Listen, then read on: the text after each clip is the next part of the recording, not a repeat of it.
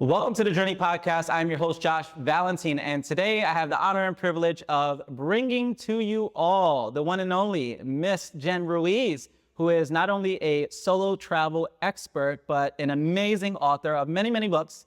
And I'm really excited because I like to geek out about travel. As you know, my brand has been built on travel, and it's always a great time when I have travelers, fellow adventurers. I believe that travelers make the great storytellers. And I'm super, super excited to go into your story here today. Thank you for coming to our podcast. Thank you for having me, Josh. I'm really excited to be here. Absolutely, absolutely. So where do we start? I can only imagine how many things you've experienced. I've gone through your social media, and it's interesting. We were already connected. I had heard about you from someone who was on the other side of the country, and they actually recommended just plugging into everything you had going on because how dynamic your brand was, especially in the travel and lifestyle space. So I remember just connecting with you on social media, and we were recently in a green room for an NBC network, and you actually like, hey, are you like the world traveler or whatever? And it didn't dawn on me that you were Jen. So it was just great. I believe in divine intervention and how these things kind of play out. So, welcome to the podcast. Let's jump right into it. So give us a little bit about yourself. Give us about your story. What are you up to these days? And then we'll kind of take it back before that. Sure. Well, it was really serendipitous seeing you in that green room. I'm really glad that I got to put the face to the name. And that was our friend Felicia across the country that had a connection between the two of us. I actually let her know that we met. She was really excited to hear it. That's awesome. So I am a full-time travel blogger, content creator, author. I have self-published 5 books, and I'm on the verge of releasing my first traditionally published book, 12 Trips in 12 Months. I love it. It is a memoir, so it is different from all the other books I've written. The books I've written before have been more how to find affordable flights, how to travel on your own, how to work remotely. This is much more personal, much more vulnerable. And it was a much harder sell, right? Getting a book deal for a travel memoir in 2020 when all travel ceased, of course, was not an easy feat. And so it's 4 years later and it's about to launch, and that's been a big focus of mine. But some of the other things that I do and have been doing full time for the last 5 years, I work with tourism boards and brands all over the country and the world, promoting them on my social media channels. I just recently did a partnership with Vancouver, Washington, which was really wonderful. I don't think a lot of people knew there was a Vancouver in the US. They thought I was going to Canada. And, it's really it's storytelling, like you mentioned. So I go to these locations, I meet with local business people, I tell the stories of these places and why people should visit them. Got it. And it's that similar thread throughout all the work that I do. In the social media that I post, in the articles that I write freelance travel articles for major outlets. That's awesome. Currently working on a few articles for Photos Travel.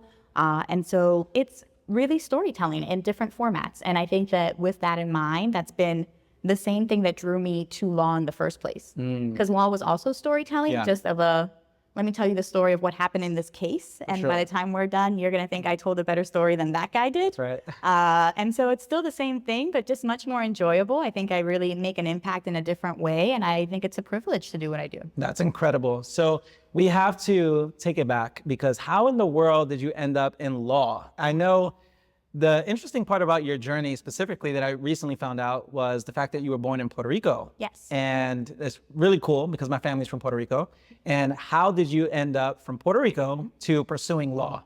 Sure. Well, it was, I was born in Puerto Rico. I lived there till I was 6. And then I grew up in Philadelphia. I moved to Miami for college, and I was a poli-sci major. So I knew that law was something that interested me. Got it. Politics was something that interested me. I worked for a U.S. senator while I was there. I worked at the governor's office during law school. So I always thought I had this path of, doing litigation and then running for office in my very perfectly planned 10-year plan. And it's really so interesting because just the other day I was thinking, I really don't know what's going to happen tomorrow. And it's such a drastic shift now from knowing what's happening tomorrow, what's happening in a year, what's happening in 3 years. And so I just decided after practicing law for 5 years, I had over 700 cases that I handled, by the time I was 29. So I had gone straight through to law school. I'd been barred by the time I was 24. I'm barred in 2 states, Maryland and Florida. And so I did a lot of that, and I accomplished so much. And I think by the time 30 came around, it's the first birthday where you're really asking yourself, am I where I want to be at this point in my life? It's the first time where you're really noticing that passage of time, that there's a big milestone coming, and you're assessing yourself. Am I on the path I want to be on? Am I happy with what I'm doing? And I think that that's something universally that we can all relate to as we grow older and try to meet these goals that we have for ourselves. And so I had, by all accounts, established myself on paper, right? I had done all of these things. I had all of these accolades, and professionally I had reached it, I made it. But I just didn't feel like it was it. And so the year before my 30th birthday, I wanted to do something different. I wanted to I knew, like, I have a very keen sense of the passage of time. And that's part of what emboldens me to take big leaps, because I think, I don't want to look back and think, what if I had done that? What if, I never want to have that. And so with that in mind, I decided to take a 12 trips in 12 months challenge. So I took 1 trip every month before my 30th birthday. That's awesome. One of them was to a travel conference. And so I learned about making this your business. And by the end of that, I had self-published my first book, and then I quit my job in April, just 4 months later. Wow. That's so amazing. Now, where in the world does this drive come from? Because you're obviously very driven. You believe in yourself. Yes. And you take chances. And you also just go after what it is that you want to do. I know a lot of people from Puerto Rico just don't necessarily say, hey, yeah, let me just do law and then, go out and branch out into entrepreneurship and all these things, and I'm curious as to what was your upbringing like? Did you get this drive from your parents? Did you get it from, something that happened early on in life? Was there somebody who was an inspiration to you? I'm going to preface this by saying that my parents are wonderful. They're so supportive, and they've done the best that they can to help me with what they know. And it's really funny that you asked, because literally just before coming here, I had a conversation with my mom that left me with a bit of a headache. And I love her. And I know how that is. Much. Oh, yeah. She's the best mother in the world. She just wants me to be okay, always. Of course. Her intentions are so pure. That being said, I was so frustrated because in talking to her, and she's very successful. Like, I don't want to say anything, but she's very successful. She's an entrepreneur herself. Like, she's always supported my decision to make this transition.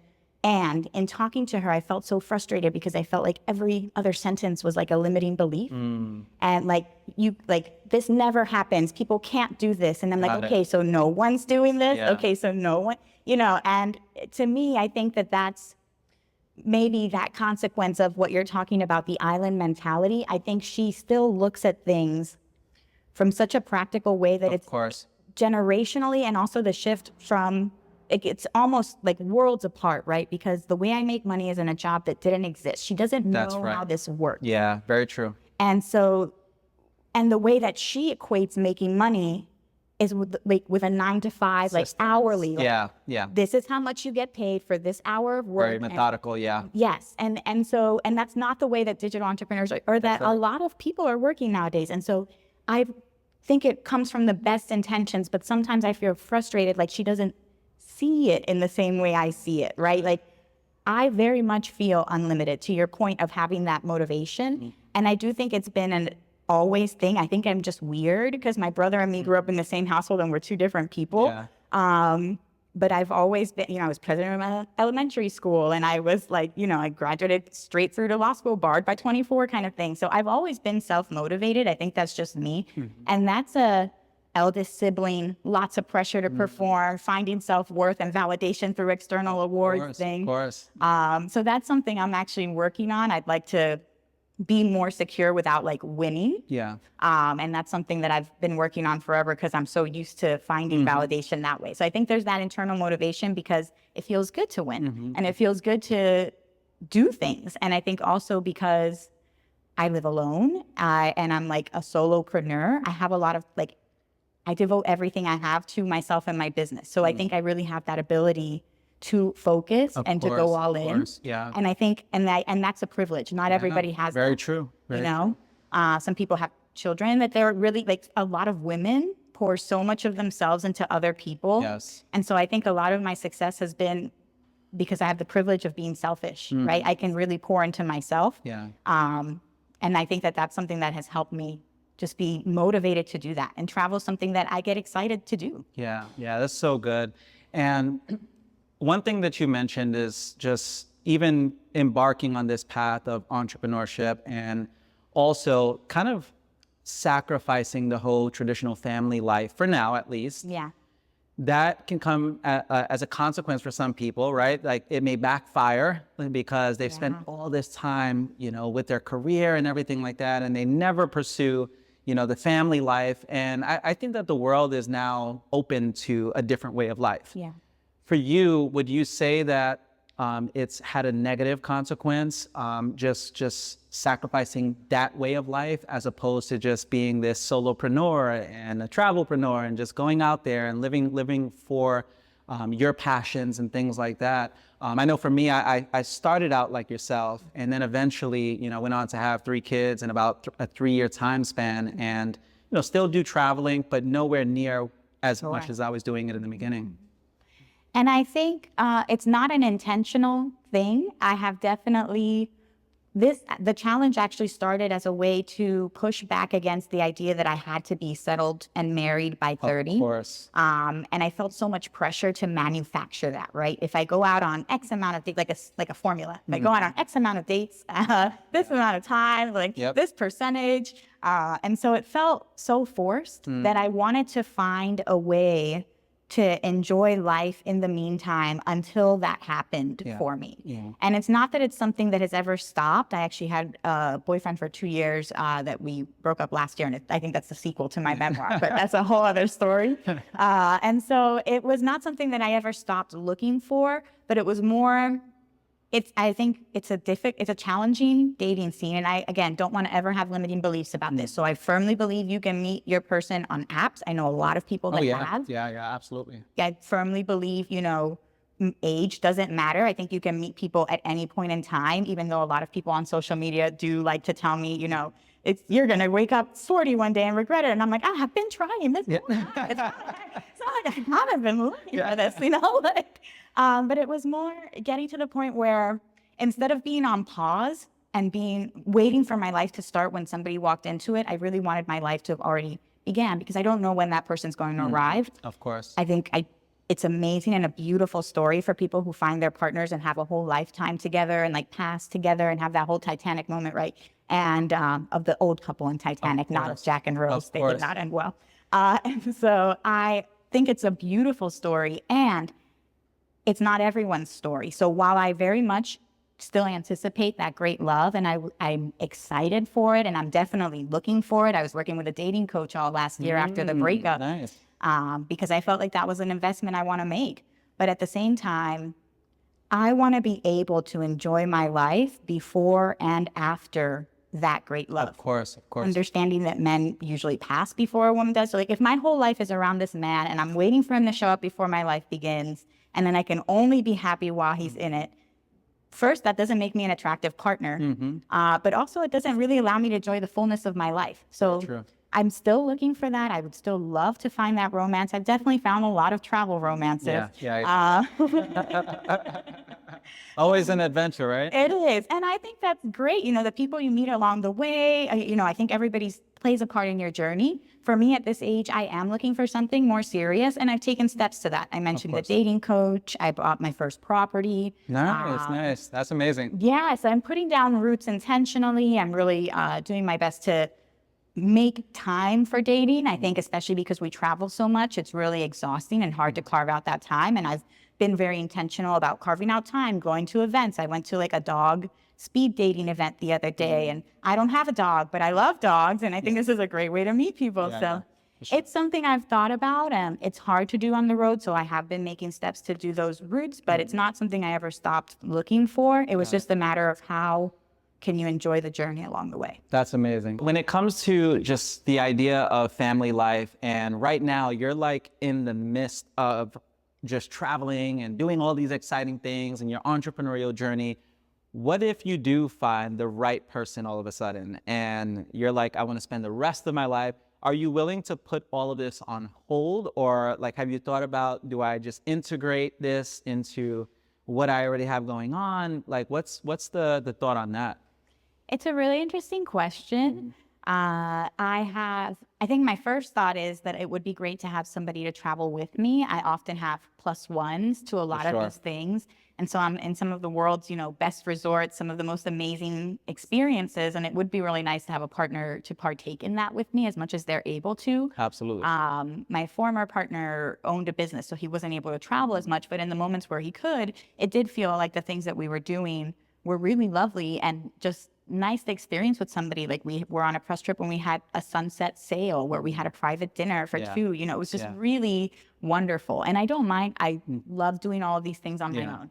And it would be great if I had somebody to take advantage of that with me. So if it was somebody who ideally liked to travel, could come on some of the things, great. It would need to be somebody who is not jealous or afraid of me being able to travel solo. And I don't think there's ever a need for that. Like again, in my past relationship, I was in the middle of the Jordan desert in Wadi Rum, and I was like, we have to go past that. It's amazing. Yeah. It's where they filmed Dune, but it's super remote, and so there's no service. Yep. And so I had the owner of the hotel, drive me out past the mountain to get service so I could call my then, partner. And so I feel like that's not something to be worried about, but some men might be. And yeah. So Absolutely. Somebody has to be secure enough in being like, this is Jen's job, and that's okay. And this is, I feel like, less of a demand than maybe somebody who's dating an actress and like their job is to actually make out with other men. Yeah, very true. Very true. My job is just to go places, and anybody who's been on a press trip itinerary with me knows that this is not, I'm going and I'm gallivanting. It's I'm going and I'm heavily scheduled. Like there's really not any time for fraud. Yeah, we're very intentional about these specific trips. Exactly. Now, could you see yourself traveling if you decided to have children? Like, do you feel it's going to be a situation where you bring the whole family and now you start blogging with the family? What do you see as your future with that? Is it something that you just want to integrate with the family, or you just want to keep it a solo travel thing? Because obviously the solo is now going to be removed from your title if you're bringing the family along, right? I think that I definitely felt a visceral reaction to that, hearing like the solo is going to be removed. As in, I feel like it will never go away.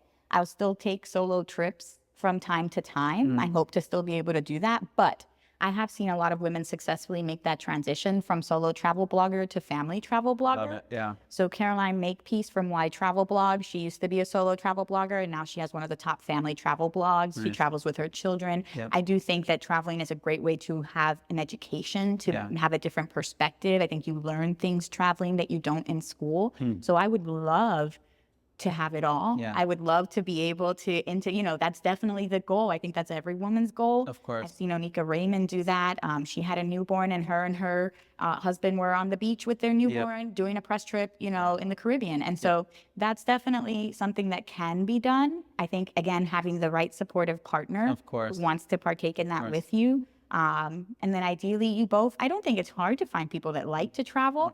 I do think it's hard to find people who understand the work that it takes to do what we do. I think a lot of people think, oh, sure, I'll go on a free trip with you. And they don't understand, like, oh, no, this is like we have. This is very regimented.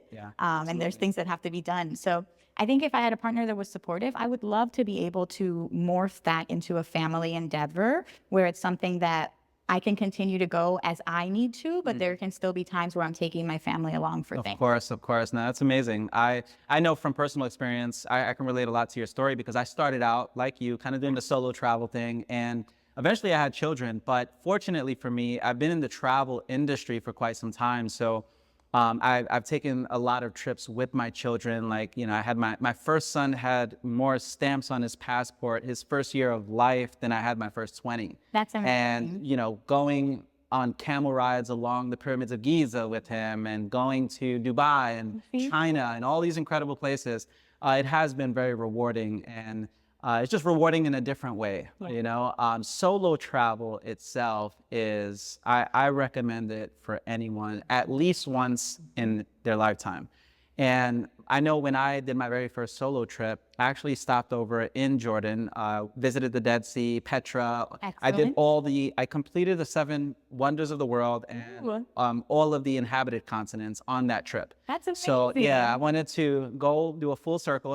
My last stop was Peru, but I did like Rome, I did Petra and Jordan, that whole area. Stopped over in Abu Dhabi, New Zealand, climbed the Sydney Bridge in Australia. Oh, that's so I went to cool. Chile, all these incredible places, and it has such a profound impact on my life.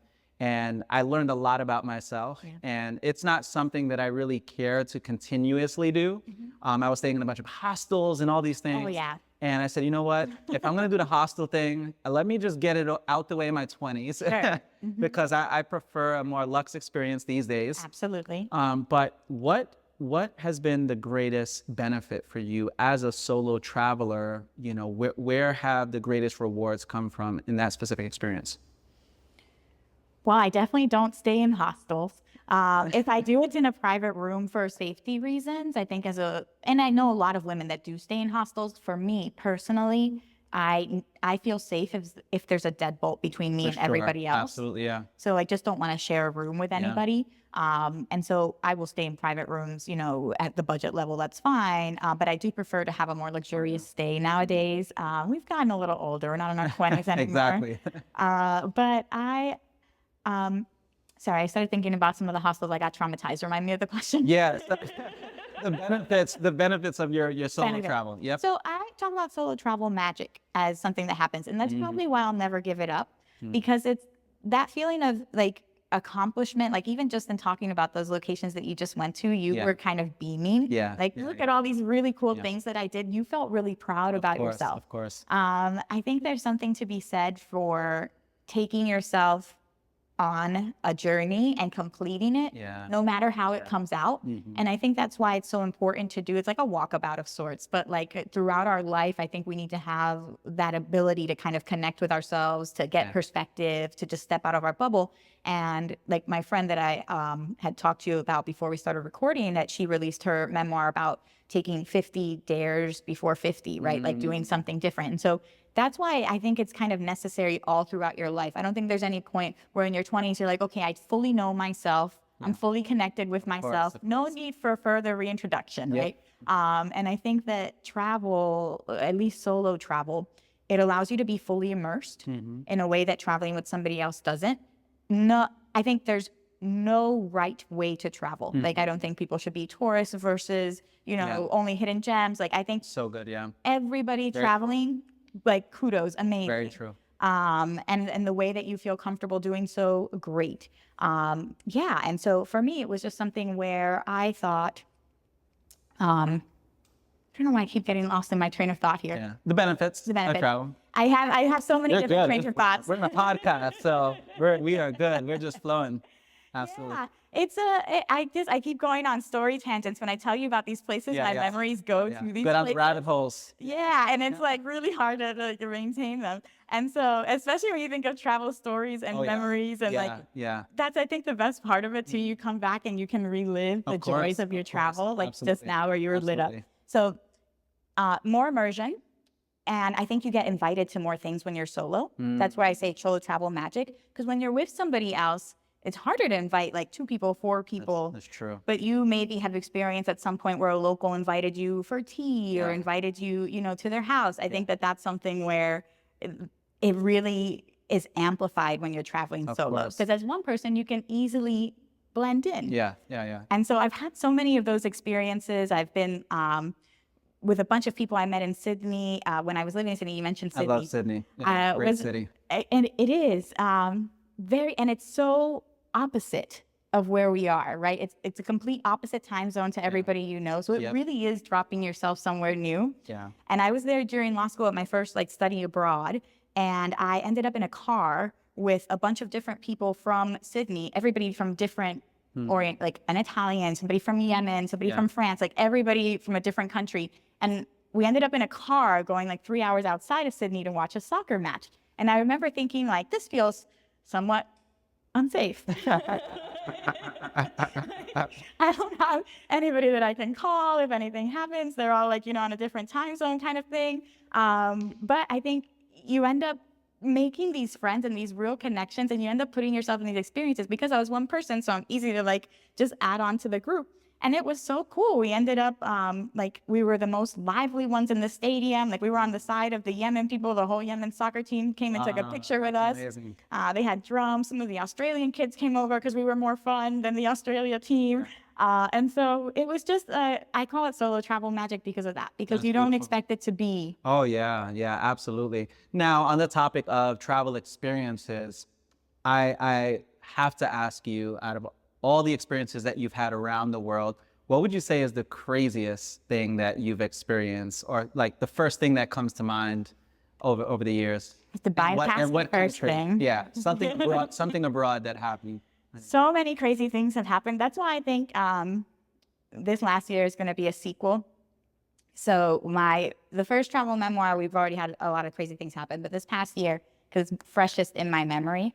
So the year started with me being, and don't worry, it's all good now, but it started with me being dumped on a cruise by my boyfriend of 2 years on my 35th birthday. No way. It was a sponsored cruise, so I still had to like smile. Oh. And my Facebook got hacked the same day. So I'm panicking that like my entire business is forever ruined, because like your analytics are linked to your Facebook, your Instagram is linked to your Facebook. You can't link your Instagram to any other Facebook. Of course. So when you lose that, you lose the ability to forever communicate to brands like your Instagram analytics on campaigns. Yeah. Stuff that most people maybe have no idea what I'm talking about. But for me, it was like, the world is ending. Wow. And so it was like everything at once, right? And so that year, and I had already planned to take 12 trips in 12 months that year because I thought my book was coming out last fall. And so the book is coming out this summer, and I think that's okay. I think like the timing worked out well for me for me to be where I needed to be to take on a book launch like this. But last year, because I already had the trips booked, and I'm like going with this mindset of like, it was wild. So the first thing that comes to mind is in Guatemala, I ended up somehow at like 2 a.m, an hour outside of the city of Guatemala on the side of the road with a flat tire, with the driver that I had hired for the day, with him telling us that we had to turn off the lights because if anybody sees the lights on, they'll come rob us. Yeah. And I'm like, how did I? Yeah. Something has gone wrong. I am here right now. And I was just like, listen, I don't really care what the solution needs to be, but I intend on sleeping in my hotel room tonight. I do not intend on sleeping in this car. I do not intend on being stuck out here. So finally, like a cop showed up, and I think that they had tried to charge us more for, of course, the tire. And I was like, literally. Typical Central America experience. Yeah. It is. It's exploitation. And take my money, sir, because it is 2 o'clock in the middle of random. Yeah. Oh, yeah. That's right. That's right. So whatever you that we got to do. Yeah. Oh, yeah. That driver was like, that's too much. I'm going to wait till the morning until somebody else drives by. I said, no, we are not. Yeah. Yeah. Let's go. We're going to pay him whatever he wants because I intend on sleeping in the hotel today. Of course. And that's just one of the many crazy situations I got into last year. Yeah, I believe it because I remember being in Guatemala and every business establishment had a guy with a shotgun in the front of the business, and it was wild. I actually had the opportunity to build a bunch of schools. The foundation that I'm partnered with, we build these bottle schools to tackle the recycling problem, the education problem, and the earthquake problem, because a lot of these buildings were collapsing on these children in Guatemala because of all of the earthquakes. So because the infrastructure is built out of these plastic bottles, it allows these buildings to flex a lot better, and they're a lot more sustainable. So over 140 schools to date. So really proud of the work that we've been able to do out there. But that's crazy. Top 3 countries that come to mind, or cities, I should say cities, because I hate when people say, oh, I've been to China, for example, and they've only been to Beijing, right? They haven't experienced the fullness of, or even India, and say, yeah, I've been to Delhi, but you haven't been to the south of India. So top 3 cities that come to mind as your favorite, you wouldn't mind going back over there a bunch. Yeah, I really love the south of France, particularly Arles, I love. And I feel like I may butcher the French accent. That was the one thing I had to redo constantly in my audiobook. They're like, no, more. I don't have it in me. I have the so it doesn't translate in the same way. But it's a city that Van Gogh used to live in. And so it feels, you can go to all the real life places that he painted. So it feels like you're in a painting. Wow. And it just, when I was there, it was in like peak season, July, like summertime. So it was very bright and sunny and beautiful. There were sunflower fields everywhere, so you could see where he got the inspiration to paint his sunflowers. And I'm a nerd, so I just really like that. I like seeing those artsy places. I like seeing history tie together. So that was one place I think is a top one for me.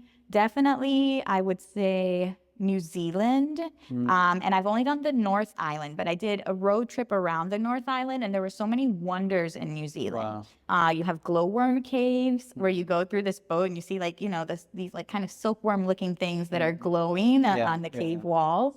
You can go and see the real life set for Lord of the Rings. Which is very peaceful. It's on a farm and it's in the middle of, and I've never felt so much. I think when you're asking me the favorites, the common thread is tranquility. Is because they make me feel like, And as somebody who's constantly busy and constantly thinking, the fact that I go to these places and I just feel instantly at ease and I feel slower, like I can move slower and more purposely versus constantly rushing and being productive and all of that. And so New Zealand has a very nice memory of that, of feeling very relaxed when I got on that farm, of just seeing green pastures and, bright skies, and like blue skies with like fluffy white clouds. It's like incredible. Idyllic place, and there's no animals that can hurt you in New Zealand as opposed to Australia that has every animal in the world that could kill you. Seriously. That is no joke. That's interesting. I always recommend for people to study the history, study the historical figures and the landmarks and all these things. You mentioned Van Gogh, or in France, Van Gogh. Just even understanding his history. I've been to many of his exhibits over the years, and I found it just bizarre that he became famous after he passed away, right? To not even have experienced, his fame or anything like that, to live a life of, just depression and all these different things that he was battling, but to actually go to the location. Now you've inspired me to go and check it out.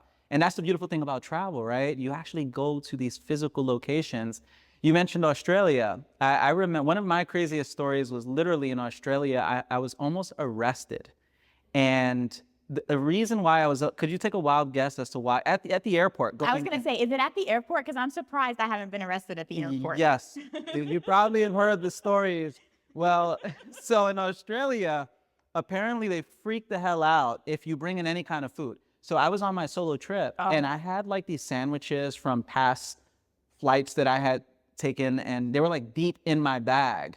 And they had these videos. I wasn't paying them any mind. I'm like, it's just whatever. Food, whatever. It's not a big deal. It's a sandwich, probably deep in my bag. Didn't take the damn sandwich out. And they literally were about to arrest me. Do you know the only reason they did not arrest me? Because they went on my Instagram and they saw my following. And they said, if I tell everybody to basically not screw around with Australia, how serious this is, we will let you slide. They gave me a free pass on the the fine that they were going to charge me with. Wow. I didn't go to jail, and here I am telling the story about Australia. Do not screw around with Australia. Take the damn food out your bag. It'll save you a lot of heartache. So anyway, I love that. Just how vibrant your life has been through travel and everything. I know some people are watching this and they're like, wow, this is incredible. I want to do what you guys do. I want to see the world, but right now I'm working my 9 to 5. There's no light at the end of the tunnel with this. And how can I make this work? How can I go out there and live this travelpreneur life or go full time? What would you recommend for someone who's kind of boxed into the status quo life? What would you suggest after experiencing everything that you have over the years? I definitely have some tips. I want to quickly comment that I've had a dog bark at my sandwich before. Like one of the drug dogs. Oh, wow. Yeah. Like, so they came over and barked at me. And at this point, I've had so many I really am amazed I haven't gotten it. So I was just like, yes, why is the dog barking? Yeah. Why are you bothering me, security person?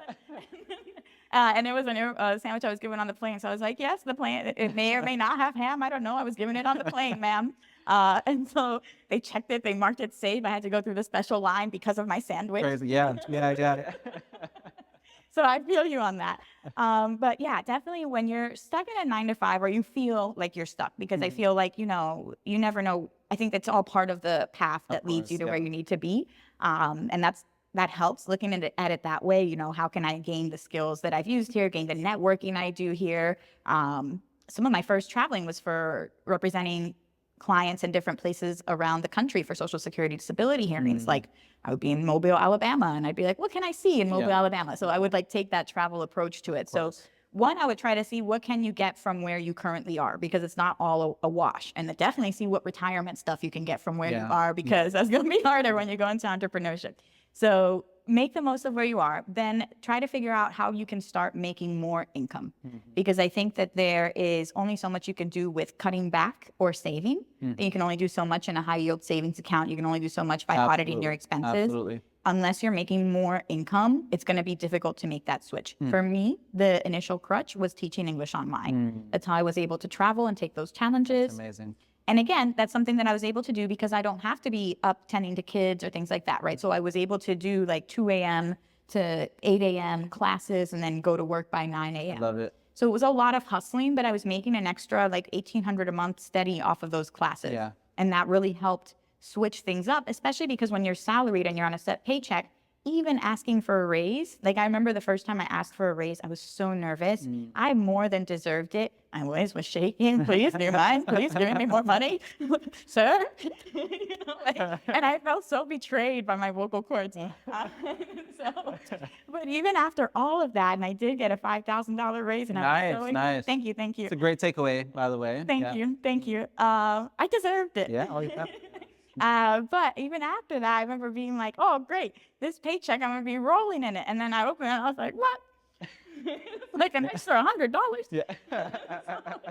It'll cover my baggage fees. Yeah. That doesn't do much. And so having that extra income stream initially of teaching English online, then after that, it was through the self-published books and the book royalties. And I knew that self-publishing was something I could amp up, because I had read statistics that most 6-figure authors have 20 books or more. So I thought, no big deal, just write 20 books. Yeah. It was just 20. Yes, I'll knock it out in 2 years.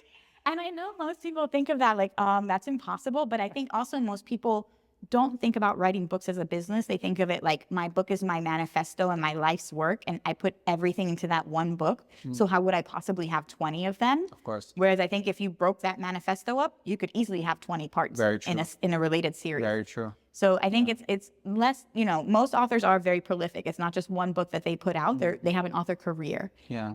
And so that was something that I was doing, and that helped me make the transition as well. That was my first money as myself, entrepreneur Jen. Yeah. Technically also freelance travel writing was my first money, but that was building somebody else's brand. That's building the major media outlets brand. So I had freelance travel writing, I had the royalties from my book, I had teaching English online as a transition crutch, and then I got my first sponsored brand deal. After going to these conferences, I started attending travel conferences. Nice. I think it's really crucial because you don't work in this bubble, and especially in the travel sphere. I've been in it for a while now, and I have a PR friend who's like, Jen, first, there's so many influencers. And then of that, there's those who are cream of the crop who we know. And then of that, we still have to decide who of those cream of the crop we work with. That's right. So it's really, if you're just pitching people by sending stuff out to a bulk submission inbox and you're not getting to know people, you're not putting your name out there, you're not in the industry, you're not going to get brand deals. Yeah. And that's why so many people have huge followings and don't make money. And I maybe have less followings and I have a full-time living off of this. Yeah, that's incredible. So that was one. And then also monetizing the website. That was another one that came out. So the blog and just getting traffic to the site. And a lot of people are like, oh, blogging is dead. I think blogging might be dead, but digital publishing, right? Having a website where you provide information about a particular topic that's still very much relevant. People find information online. Yeah. And so anything that you have expertise in, from underwater basket weaving to like air conditioning repair, you can have a website devoted to that topic. People are coming to that top, to see you answer their questions, and then you monetize that traffic. So I'm part of the Mediavine Publisher Network. I get paid per 1,000 views to my website a day. And that's something where the more blog posts I produce, the more money I make with that. That's awesome. Similarly, affiliate posts in the blog, they also make revenue. So there's about 7 different income streams involved in all of the process. That's great. Yeah. No, that's so important, because I think people forget that, they're looking at one income stream, but they forget to realize that in the world of influencing or micro-influencing, it's going to be multiple income streams, especially if you're leveraging your brand. There's so many ways, whether it's speaking or even coaching is a big thing these days, and blogging or vlogging. There's so many different ways. So I would encourage people, if you're watching this, to just get very resourceful. I mean, you're the epitome of resourcefulness, which is amazing. Yeah. And I want to talk about a little bit of the struggles or even setbacks, because it all sounds like sunshine and rainbows, but we all know in the world of entrepreneurship, it's cyclical, and you have your ups, you have your downs, you have your summer seasons, your winter seasons. What have been some of your toughest moments just navigating through this world of entrepreneurship, and also not having as much security as, let's say, law? Have I made it sound like sunshine and rainbows? I'm getting sniffed out by drug dogs for a ham sandwich.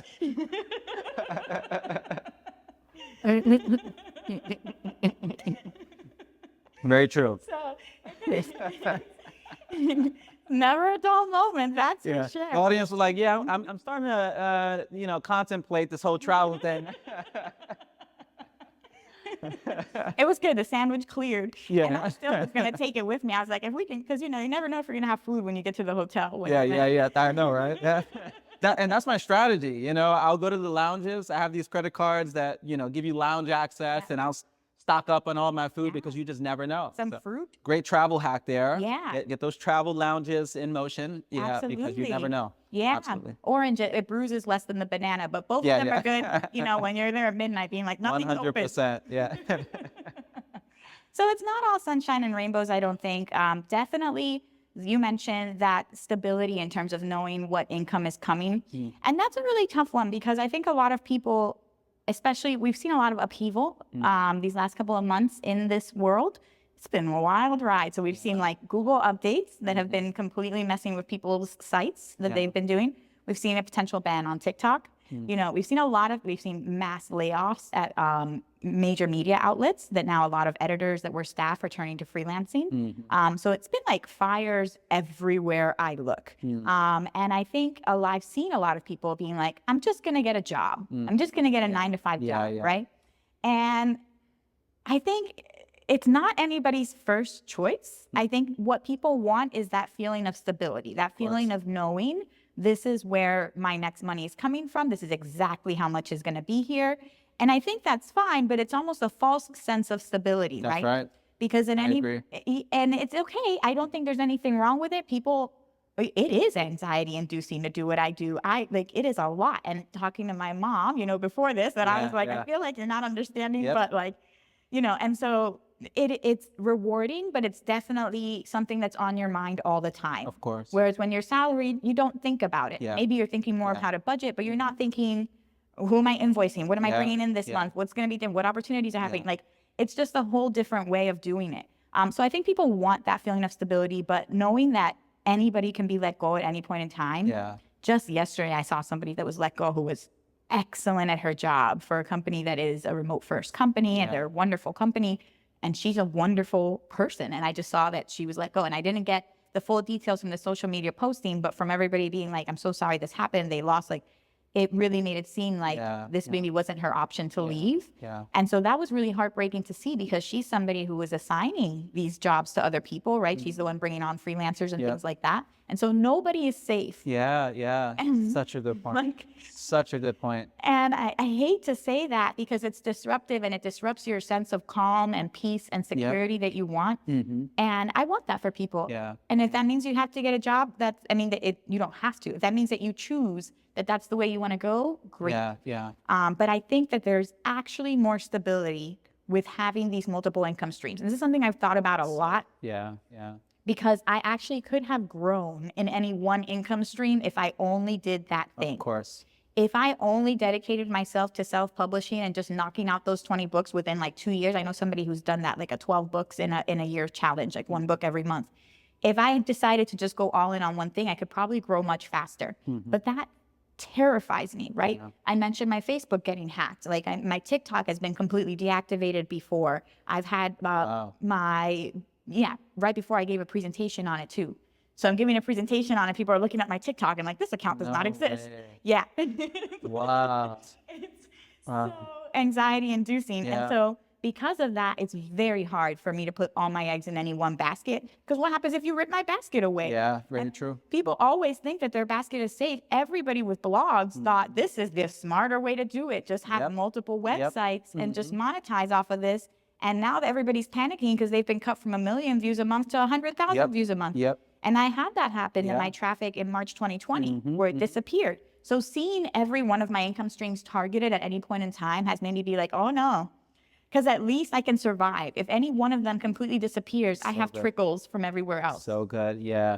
And I hope you guys really, really immerse the last 5 minutes because that is entrepreneurship 101 for you. And I actually talked to my wife a lot about this because if you think about the average person who has, let's say, a 6-figure career, typically if you have a 6-figure career, they're not necessarily in abundance in your city all the time, right? You may have to move to a completely different city, especially if you're very specialized with a company and a company that's set up in that city.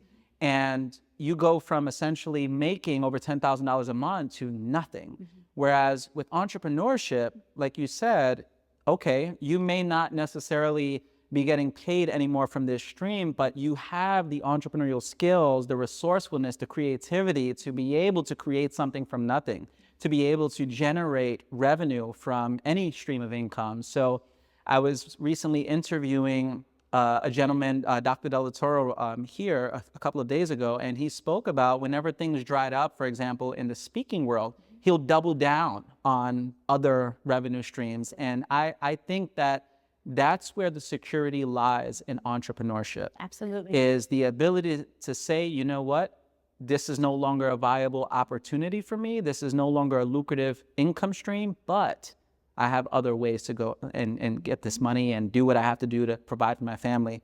And I think it's even scarier when you have children to provide for. Ooh, I bet. So for those of you who are just single, like go for it. Go for it.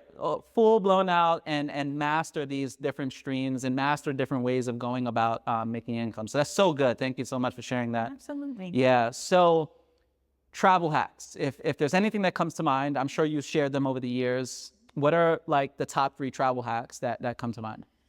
Find cheap flights. So I don't like to make any purchase that I'm not getting anything for in return. Like, so I just spent money and I just got the item that I bought and I didn't get any extra rewards points. I didn't get any extra anything. Like, that feels like a waste. Yeah. So I very rarely use my debit card. I try to use, and you don't need a travel credit card, but like connecting Uber to your Delta account, connecting your Starbucks, connecting Ticketmaster. Some people are paying $1,000 for Taylor Swift tickets. You could be getting at least 1,000 points for that, you know, like, and so it seems like a waste to just have your purchase only go to that thing that you're making versus like finding ways to make the most out of what you're already buying. Yeah. And then, so with that is points and miles, I think are the best thing for getting cheap flights, particularly because a lot of people have no flexibility, right? They're like, that's nice, Jen, but I have to go to like Italy in July for like a family wedding thing, right?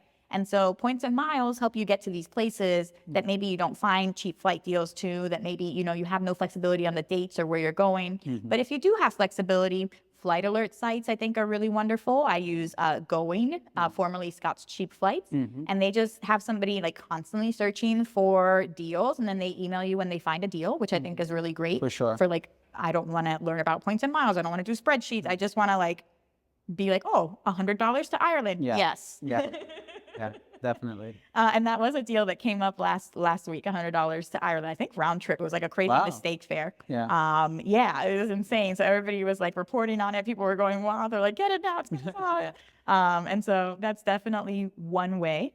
Budget airlines, I think, are really great. Play Air had $99 flights to Paris. French Bee has $300 flights to Tahiti. So I think these are really great ways to piecemeal your bookings. Of course. When I was doing this, I would, let's say, just buy the one-way flight there, and then a couple weeks later, pay for the hotel. And then a couple weeks after that, buy the return flight. So if you're somebody who's spreading out those expenses, you can plan a big trip without really overburdening or overstretching yourself. And I think beyond that, there's so many apps that make things easy. So you mentioned like lounge access, priority passes away. You can get lounge access. I have now like luggage forward, where you can mail your luggage actually ahead of time to your destination. If you don't want to get like stuck with tracking it, or did it make it? Did it get impaled on the way here? For sure. Which has happened to all of my hard shell luggage, like RIP. Yeah, absolutely. Absolutely. Yeah.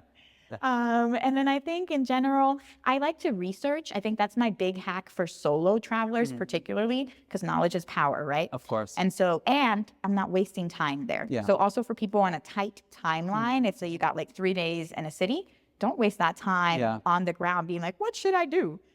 You should already have researched ahead of time. Van Gogh has a wonderful museum in Amsterdam that actually has reduced admissions, I think, on Friday nights. And so these are the things you should know about. Get your tickets ahead of time so you can stroll through the lines like a VIP and just go in with your pre-booked ticket and really make the most out of your time. No, it's so good. If there's one travel hack that I will share, and actually this came in handy in Romania. So I was in this really sketchy casino, and I had an altercation with the Romanian mafia. And literally, true story, like I had jumped into a taxi and basically told them to peel off and, and what I do, I've learned to take pictures of my hotel, because if I'm in another country where I don't understand the language or anything, I can show the taxi driver, hey, this is where I need to go. Absolutely. And you just never know. Also, your passport, take pictures of your passport, have it in your email, right? All of that stuff is important, especially if you're going to go for the local experience and kind of explore around. You never know, where you may end up. So really, really great. Now, top 3 bucket list things that you would love to do. And I'm sure there's so many places you can travel to, so many experiences. And I know there have been so many for me that I've been able to do that I absolutely, I say travel is the gift that keeps on giving. So just even reflecting on the fact that you did it, like you mentioned, is everything. So if there's 3 things, if God, the universe said, hey, I'm only going to give you 3 more things to do on this bucket list, what would they be? Ooh, I don't know that I could narrow it down to 3. What are the top 3 that come to mind? First thing. I'm going to just say the 3 most immediate ones at the top of my mind. For sure. Because, and I need to preface this by saying that I pick destinations very weirdly, usually by the things I can do while I'm there. Everybody wants to go to Japan to see the cherry blossoms and all that. I'm I want to go ride go-karts through the streets of Tokyo. Yeah. That sounds really cool. I want to have the cotton candy that's bigger than my head. That sounds really cool. And so I pick random things. I saw a picture on Twitter the other day, X now, that said, there's a fridge, a random pink fridge in the middle of the desert in Namibia that's connected and has drinks in it. And I was like, I want to go find that fridge. It's amazing. I love it. Really weird reasons. That was one that popped in mind. For the longest time, I've had the Bolivia salt flats on my list. And I'd like to knock that out because it's around the same season as the monarch migration in Mexico. For sure. So I've been to Mexico many times, but I haven't still seen, there's so much to see in the country that the monarch migration particularly has been one that I've missed the last couple of years. And I just want to see the millions of monarchs flying around. Of course. And I want to take pictures in Bolivia with it looking like a little toy dinosaur is eating me. Yeah. These are the things I want to do. I just pick, what do I want to do? What makes me feel happy in my heart? And that's where I'm going. Absolutely. And I don't think you can go wrong picking places that way. Yeah, that's beautiful. I'm such a huge proponent for bucket lists. I think everybody should just put together a list of things that you want to do before you kick the bucket and just go for it.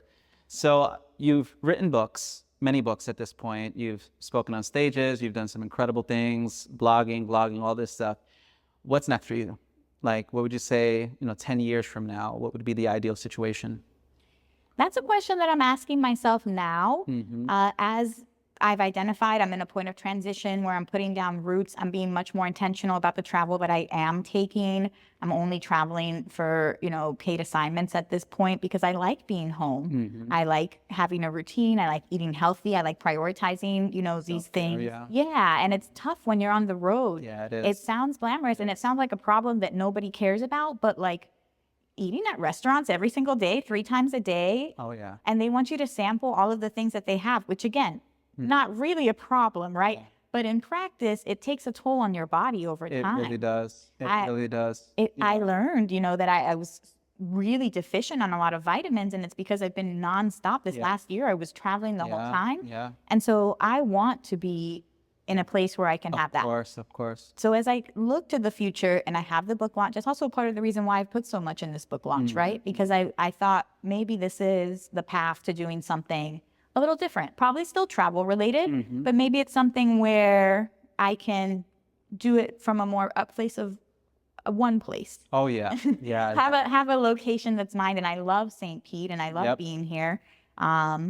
So I've seen a lot of I'm considering many different things. I'm doing one of my talks is at a bookshop that was opened up by a best-selling author that she wanted to do it in response to Florida banning books, open up a bookshop. And I thought she was just in the New York Times last week. And I thought that might be a cool job. Yep. Now, as I've been going on these different shows, like, Bloom, I think we see Gail, she's out. Like, I think she was just at a Coyote Ugly bar. She was doing like a break room. And I was like, is a news reporter just as fun as a travel blogger? Like maybe seriously, right? Yeah. Yeah. So I don't really know. I'm looking to see how do I move. It probably will still be something related to travel. Yeah. But I'd love to see how I integrate it in different ways. I've thought many times it would be great to launch my own travel line. I think the major lines are all, the brands that we know. But I mentioned how difficult it is, how many luggages I have in the trash. Like it would be great to have a luggage that didn't break within just simple use of it. And my mom's always like, what do you do to these luggage? I'm like, I use them. I take them places. You have no idea. Like these poor luggages are being like hoarded and like just thrown. And so I thought it might be cool to develop my own. Yeah. I would love to have a digital, a physical product. For sure. So I'm in that stage. That's and it's amazing. really exciting as I see, what is the next step? Yeah, so good. I'm happy that you touched on that because for me, I did most of the travel that I wanted to early on in my 20s. And then I hit this phase in my life where I just wanted to get rooted. I was living between New York City and the Bahamas. Every couple of weeks I was on a flight and I was literally living out of my suitcase. I'd never put clothes in a drawer because that's how much I was traveling. And I just wanted to just settle down, and your circadian rhythm can get thrown off, just being on different time zones and catching red eyes and all of that. So I was over it. And now it's nice because I'll do, a handful of trips for the year, maybe 2 or 3 for the year. This year we're going to South Africa, Cape Town, and Zimbabwe. So really excited, taking about 100 people out there. Wow. And but I moved to the Bay Area because I love tropical environments and love being in cities with beaches and everything like that. And living in the Bahamas and New York City, this was sort of like the best of both worlds. Yeah. So now I'm finding a great deal of pleasure just even promoting this city and talking about this city and being a huge advocate for people coming here. Yeah. So it's been nice setting up production sets in different parts of the city and everything. And, I'm truly grateful for you coming on the show. And I could talk to you for hours. I know that we haven't even scratched the surface. And that's every reason why people should get the book. So when is the book expected to be released? It launches June 4th. June 4th? Okay, awesome. So we'll be sure to put the link in the show notes around that time frame. That way they can, is there going to be a pre-order? Pre-order's live now. Oh, nice, nice. Where can people pre-order? Anywhere you buy books, Barnes & Noble, Amazon, Apple iBooks, anywhere. Nice. Okay, awesome. Make sure you guys go out there and support Jen. And where can people connect with you? You can find me on my website, jenonajetplane.com. You can also find me under that same handle, TikTok, Instagram, Twitter, everywhere, at Jen on a Jet Plane. And then my book, you can find it 12tripsin12months.com. I actually have a free mini webinar on how to plan your own travel challenge. Nice. So anybody who's interested in maybe doing their own year-long adventure. And also under that handle on Instagram at 12tripsin12months. I love it. I love it. If there's any last piece of wisdom that you would offer our audience, It can be inspirational, whatever you would. So if this was your very last interview, what would you share with the world? It's somebody else's quote, but I think you don't regret the things that you did do. You regret the things that you didn't do. Yeah. And so I think if you're thinking, should I do this? Should I write that book? Should I take that trip? Should I pursue what I want to do as an entrepreneur? I think go for it. Worst case is it doesn't work out. You learned a lesson. It was part of your journey. But don't ever hold yourself back or self-disqualify yourself. Really take a bet and at least try. I love it. And we'll conclude right there. So beautiful. Thank you so much, Jen. Thank you, Truly, Jen. truly appreciate it. And for those of you who are tuning in, make sure you catch the very next episode of the Journey Podcast. If you got value from this, like, comment, share, tag, make sure you follow Jen, and we'll be seeing you soon. Take care.